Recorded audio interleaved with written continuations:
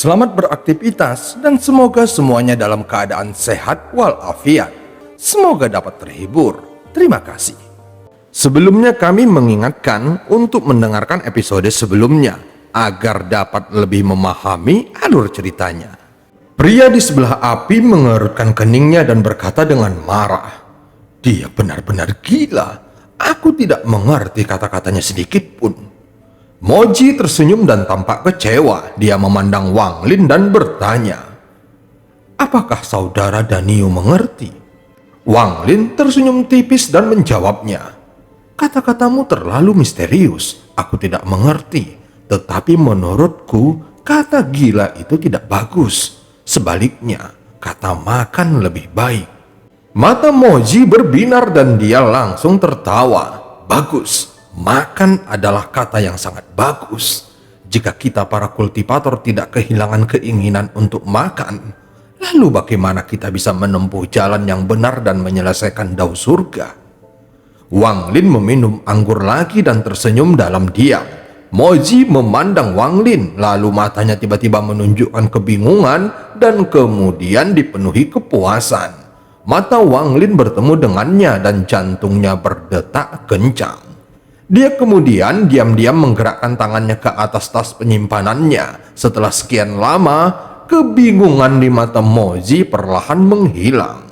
"Baru saja, di mana? Di mana kita berada?" Alis Wang Lin berkerut saat dia menatap Moji. Pada saat ini, salah satu pria di sebelah api unggun langsung tertawa. "Dia benar-benar gila." Moji menghela nafas dan tersenyum pada Wang Lin. "Lupakan. Karena aku lupa, namaku Moji. Siapa namamu?" Alis Wang Lin berkerut semakin keras. Setelah beberapa saat, dia menggelengkan kepalanya dan tersenyum tipis sambil berkata, "Daniu." Moji mengangguk mendengarnya. Dia memandangi hujan di luar dan berkata, "Hujan di malam hari itu indah di dalam suasana hati dan tiada akhir. Tanaman diam-diam menyerap air dan aroma kematian di atasnya menghilang dengan tenang. Inilah indahnya hujan dan cita rasa hidup." Wang Lin menoleh untuk melihat keluar kuil. Suara hujan yang turun perlahan masuk ke dalam dan suara guntur sesekali menerangi bagian luar dalam sekejap. Api di dalam kuil tampak berkedip-kedip yang menyebabkan bayangan di kuil juga berkedip. Seolah-olah inilah batas hidup dan mati. Kelap-kelip cahaya sepertinya juga mengandung beberapa petunjuk tentang domain hidup dan mati. Terang adalah kehidupan, kegelapan adalah kematian. Kelap-kelip cahaya melambangkan pertukaran antara hidup dan mati. Wang Lin perlahan berbisik, "Apakah hidup itu?" Pertanyaan ini telah lama membingungkannya. Moji menarik pandangannya. Dia menunjuk ke arah api dan tersenyum tipis. "Api ini adalah kehidupan." Wang Lin merenung sambil melihat cahaya yang berkedip-kedip dan bertanya lagi, "Mengapa?" Moji tersenyum tipis ketika dia melihat ke arah api lalu menjawabnya, "Aku tidak tahu mengapa ini adalah kehidupan, tetapi aku terus-menerus mendengar manusia berkata, api yang hidup, api yang hidup. Jadi menurutku, api pastilah kehidupan." Dasar gila! Kali ini semua pria di sebelah api memandang keduanya seolah-olah mereka adalah makhluk aneh. Api ini adalah kehidupan. Wang Lin merasa telah mendapatkan pencerahan, tetapi dia masih belum sepenuhnya bisa memahaminya. Apakah kematian itu? Saat Moji hendak berbicara, matanya dipenuhi kebingungan dan kehampaan lagi. Setelah sekian lama, dia sadar kembali dan melihat ke sekeliling dengan bingung. Apa yang kita bicarakan sebelumnya? Tanpa menunggu Wang Lin berbicara, salah satu pria di sekitar api unggun berkata, "Dia baru saja bertanya kepadamu apa itu kematian." Moji memandang Wang Lin dengan nada meminta maaf. Dia ragu-ragu sejenak dan berkata, "Aku yakin saudara juga tahu siapa namaku. Bolehkah aku menanyakan namamu?" Sama seperti sebelumnya, Wang Lin akan menjawabnya. Namun pria lain di sebelah api unggun segera menjawabnya. "Namanya Daniu." Mata Moji tampak menjadi lebih menyesal saat dia berkata lagi, Sejak aku mendapatkan domainku, ingatanku menjadi kacau. Kuharap saudara Daniu bisa memaafkanku. Ekspresi Wang Lin masih tetap sama, tetapi hatinya terkejut. Dia ragu-ragu sejenak sebelum bertanya, "Domain apa yang dipahami saudaramu?" Menanyakan domain secara langsung kepada seseorang bisa dianggap agak tabu, tetapi Moji sepertinya tidak keberatan. Kebingungan di matanya menjadi semakin kuat dan dia berkata, "Domain melupakan." "Hei, kamu belum mengatakan apa itu kematian. Lanjutkan apa yang ingin kamu katakan. Itu menjadi sangat menarik." Salah satu pria di sebelah api unggun mendesak Moji. Kebingungan di mata Moji menjadi semakin kuat saat dia berkata, "Apa itu kematian? Kematian adalah mati. Jika seseorang mati, maka itulah kematian. Dan jika hati mati, maka dia juga lupa. Itulah kematian." Hati Wang Lin bergetar mendengarnya. Kalimat itu bagaikan hembusan angin yang menerbangkan banyak kabut yang sempat membuatnya kebingungan.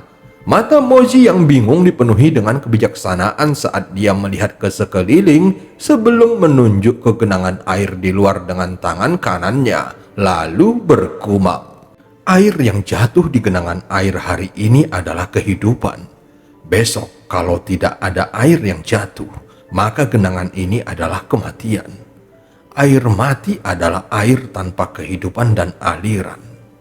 Kemudian tangan kanannya dengan santai menunjuk lagi, dan kali ini ke orang-orang di sebelah api unggun. Kekosongan di matanya menjadi semakin kuat dan dia berkata, "Hari ini mereka bisa menikmati marah, sedih, atau bahagia. Itulah hidup. Di masa depan, mereka tidak akan bisa menikmati marah, sedih, atau bahagia, dan itulah kematian." Tangannya tiba-tiba bergerak dan menunjuk ke arah altar. Kuil ini masih hidup ketika patung dewa ada di sini. Sekarang tanpanya, itu sudah mati.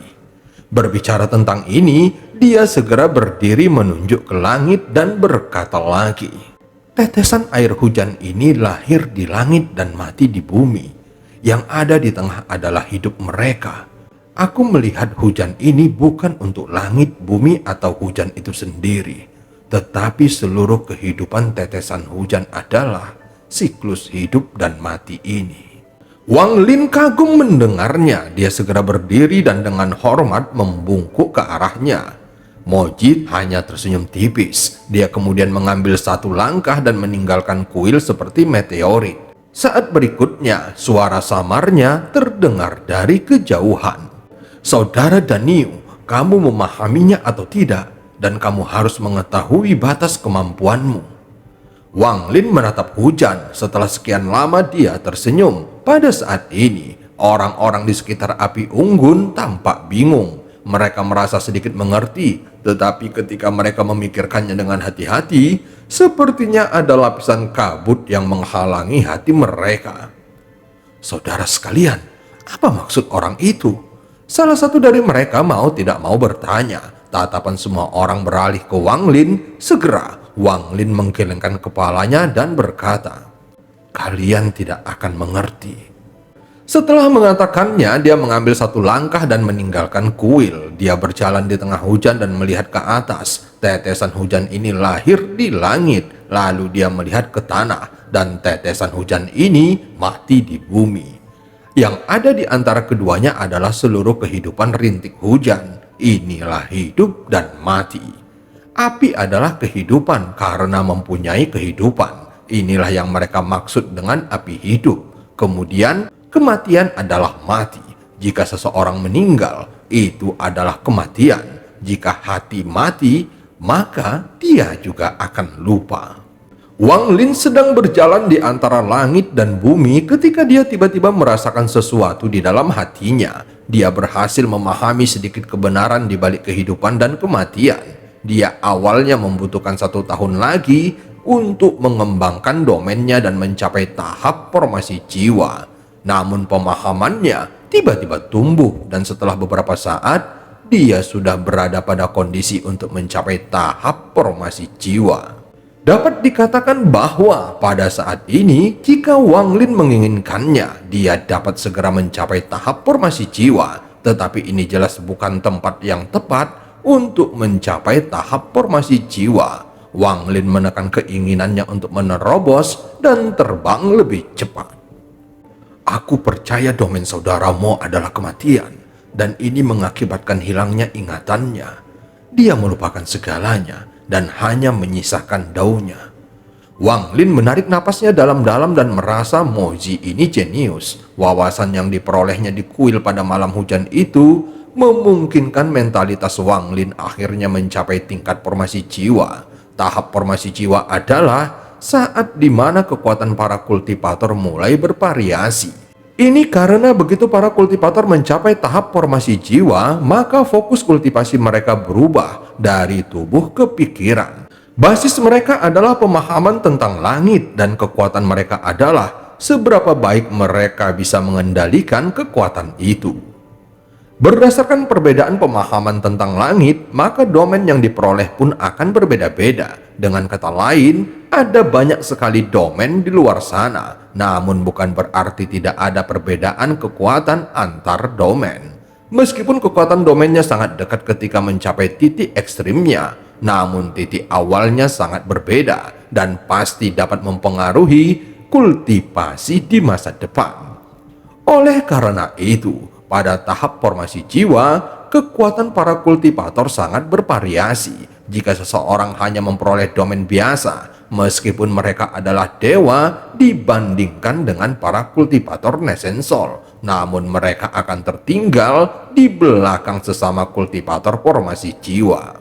Jika Wang Lin benar-benar ingin mencapai tahap formasi jiwa dengan cepat, maka dia bisa melakukannya ketika dia mampu mengukir patung pertama dari kultivator formasi jiwa sekte awan putih.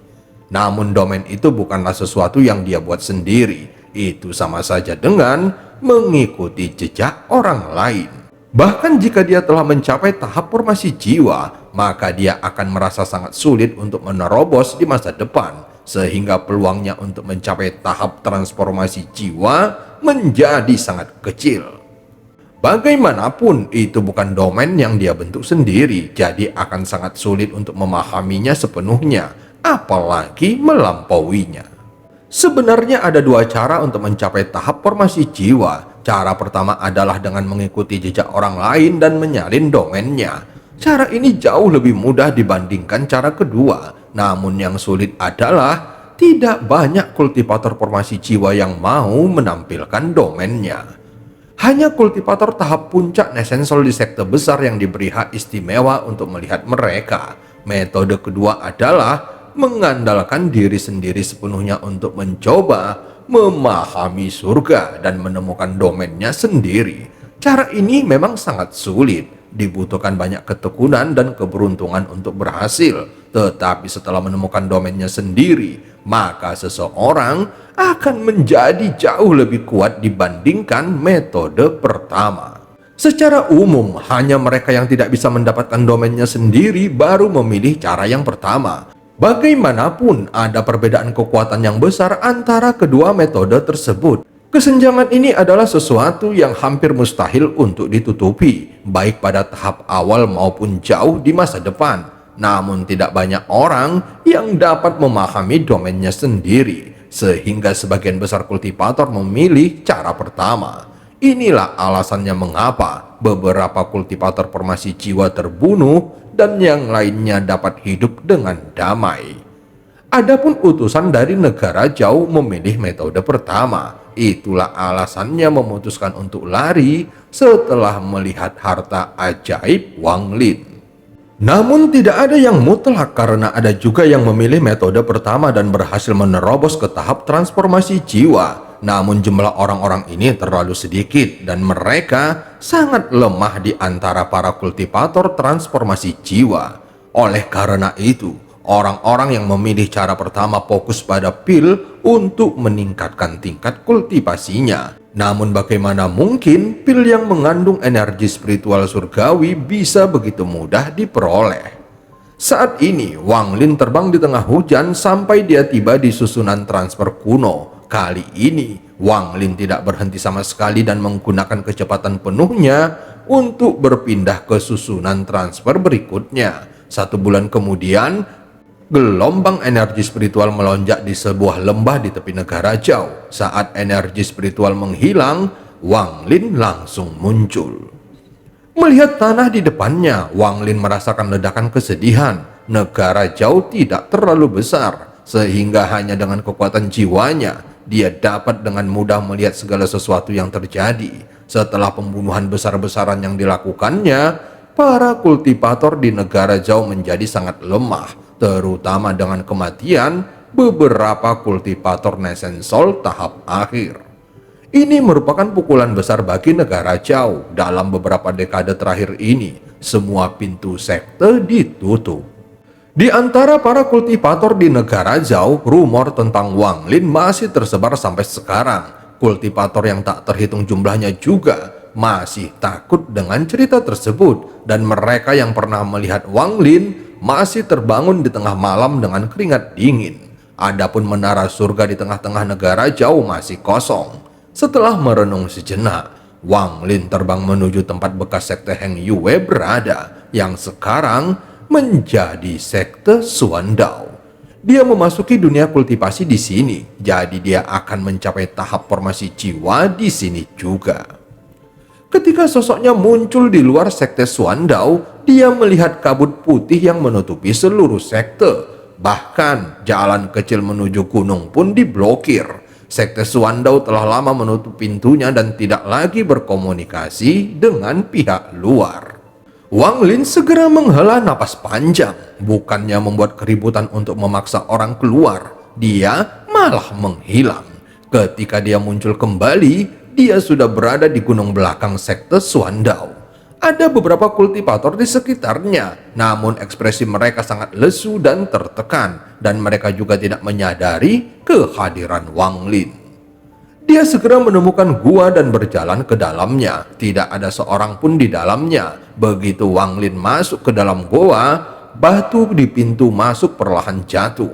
Wang Lin duduk bersila di dalam gua dan memeriksa bagian dalamnya. Kenangan yang familiar segera memasuki pikirannya. Dia menghela napas panjang dan mulai berkultivasi. 10 hari kemudian, Wang Lin selesai menstabilkan tubuhnya. Tangannya membentuk segel dan dia menekannya ke perutnya. Warna wajahnya berubah antara merah dan hijau, lalu tubuhnya segera terbelah menjadi dua. Tubuh aslinya keluar dari avatarnya dengan rambut putih di atas bahunya. Ada seringai dan bintang ungu yang mengeluarkan cahaya jahat. Tingkat kultivasi tubuh aslinya masih pada tahap akhir formasi inti. Alam Ji-nya belum berevolusi, sehingga tingkat kultivasi tubuh aslinya masih belum bisa meningkat. Meskipun dia bisa meningkatkan alam Ji-nya ke level Nesensol ketika dia digabungkan dengan avatarnya, namun masih ada keterbatasan dan kekurangannya. Jadi itu bukanlah solusi jangka panjang. Sedangkan untuk avatarnya, itu akan mencapai tahap formasi jiwa. Setelah menyatu dengan tubuh aslinya, salah satu kelemahan avatar ini yang hanya memiliki waktu hidup 30 tahun telah menghilang. Jadi sekarang tidak ada bedanya dengan tubuh aslinya. Pada saat ini dia akan mencapai tahap formasi jiwa, dan jika dia masih menyatu dengan tubuh aslinya, maka itu akan mengganggu proses terobosannya. Wang Lin mulai merenung, jika kultivasi tubuh aslinya tetap sama, maka akan ada banyak kekurangan. Dia sudah mulai mempertimbangkan masalah ini beberapa tahun yang lalu, tetapi tidak bisa mengambil keputusan. Namun pemahamannya tentang domain hidup dan mati telah meningkat pesat, terutama setelah kejadian di kuil. Hatinya yang ragu-ragu akhirnya mengambil keputusan. Dia merasa tubuh aslinya tidak bisa berjalan di jalur yang sama dengan avatarnya. Jadi, alam Ji harus dipisahkan darinya. Dia memutuskan jalan dewa kuno adalah jalan yang harus dilalui oleh tubuh aslinya. Wang Lin merenung sejenak sebelum kedua tubuhnya duduk. Kedua tubuh membentuk segel dengan tangan mereka yang menyebabkan asap hijau perlahan mengelilingi mereka. Hal pertama yang perlu dia lakukan adalah menghancurkan kultivasi tubuh aslinya. Potongan energi spiritual segera menyebar dari tubuhnya. Ada bekas rasa sakit di wajah tubuh aslinya. tetapi dia bertekad untuk tetap melanjutkannya. Akhirnya, tetesan darah keluar dari pori-pori tubuh aslinya. Cairan merah ini tidak menempel di badannya, itu membentuk butiran darah di sekitarnya. Lambat laun, jumlah butiran darah ini terus bertambah. Wajah tubuh aslinya menjadi lebih pucat dan tingkat kultivasinya mulai turun dari tahap akhir formasi inti. 10 hari kemudian, tubuh aslinya tampak lebih tua dan tingkat kultivasinya turun ke tahap awal formasi inti. Terlihat butir-butir darah telah membentuk cincin merah di sekitar tubuh aslinya. Kemudian dengan suara berderak yang tajam, inti tubuh aslinya hancur dan berubah menjadi energi spiritual yang lebih kuat dan mengamuk di sekujur tubuhnya seperti sekelompok kuda yang ingin melarikan diri. Tepat pada saat ini, mata avatar itu bersinar dan dia mengarahkan jarinya ke alis tubuh aslinya. Energi spiritual di dalam tubuh aslinya sepertinya telah menemukan titik pelepasan dan mengalir keluar dari alisnya. Kekuatan spiritual ini berkumpul di jari avatarnya. Segera seluruh energi spiritual terkondensasi menjadi cairan perak. Tubuh aslinya tiba-tiba menjadi lebih lemah, tetapi matanya masih tenang. Kemudian, potongan energi spiritual keluar dari daging dan tulang tubuh aslinya. Energi spiritual ini segera berpindah ke dantiannya dan perlahan membentuk sebuah cincin. Ini adalah landasan seorang kultivator yang juga merupakan tanda dari seorang kultivator foundation establishment. Cincin ini perlahan menjadi lebih kokoh dan menjadi semakin terang. Kali ini, avatarnya menunjuk ke arah dantian tubuh aslinya dan langsung bergetar ketika cincin itu hancur menjadi energi spiritual dan berkumpul di ujung jari avatarnya. Kemudian tingkat kultivasi tubuh aslinya turun dengan cepat hingga ke lapisan 1 kondensasi ki. Pada saat ini semua energi spiritual di tubuh aslinya menghilang. Seluruh tubuhnya tiba-tiba terjatuh, bersandar ke dinding dan mulai bernapas dengan cepat. Namun selama ini matanya masih terlihat tenang dan di matanya ada sambaran petir merah yang menyambar.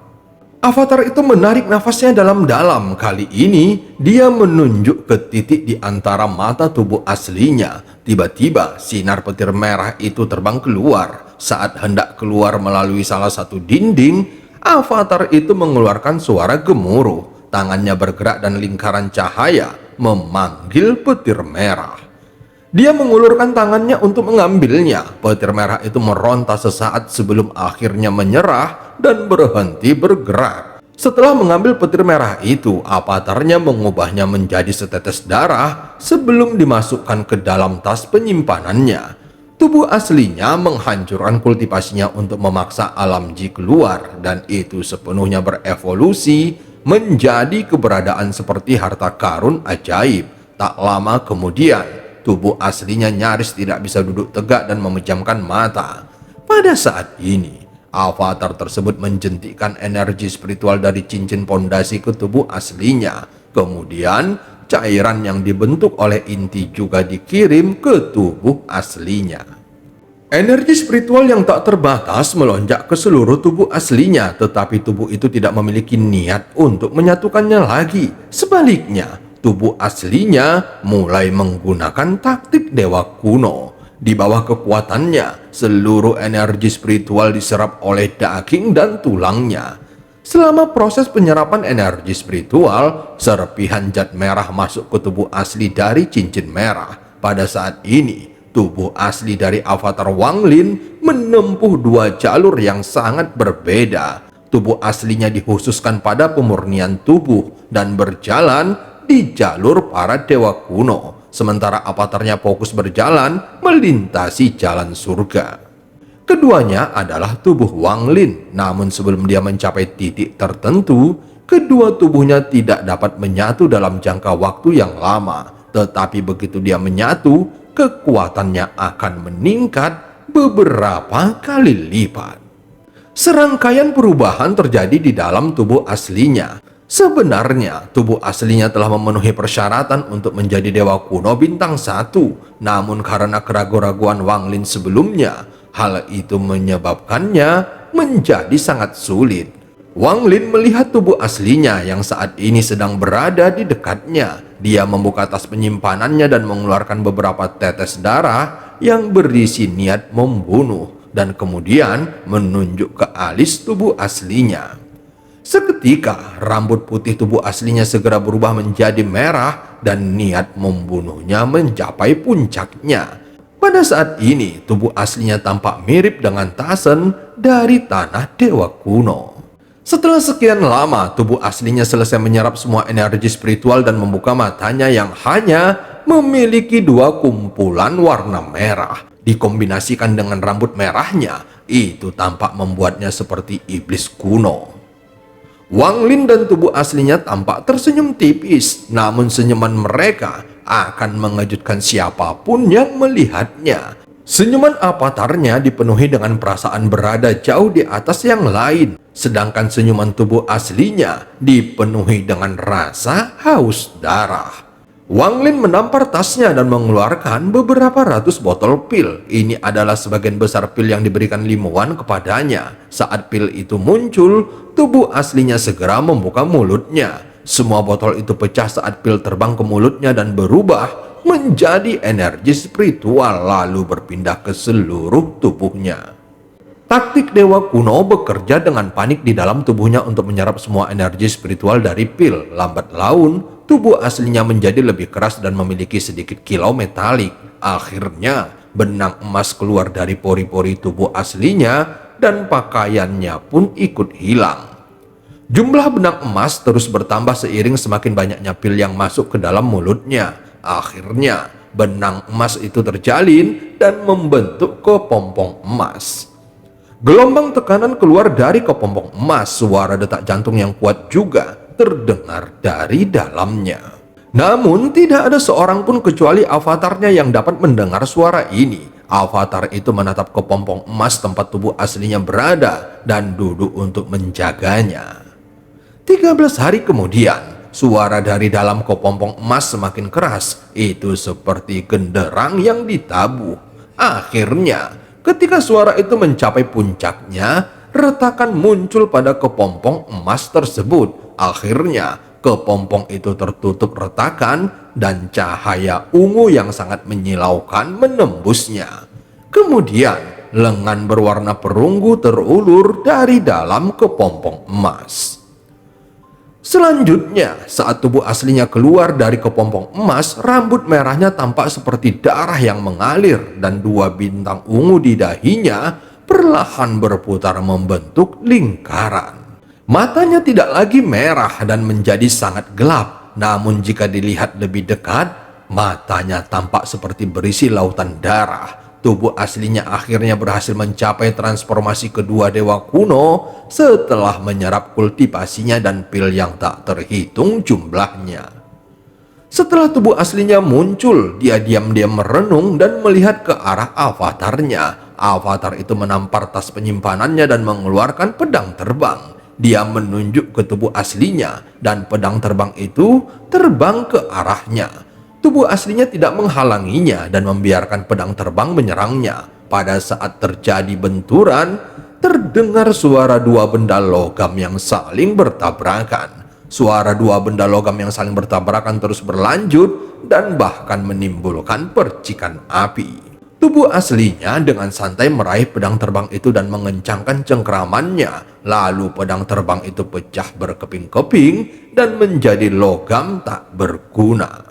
Terlihat tubuh asli dan avatarnya mengeluarkan senyuman kepuasan. Setelah merenung sejenak, tubuh aslinya tenggelam ke dalam tanah dan menghilang. Menurut ingatan dewa kuno, jika bayi dewa kuno belum diuji di pusat bumi, maka dia tidak akan pernah menjadi dewa kuno sejati. Ketika Wang Lin memutuskan jalan ini, dia juga sudah siap dengan segala konsekuensinya. Dan cerita pun berakhir, sampai ketemu di part selanjutnya.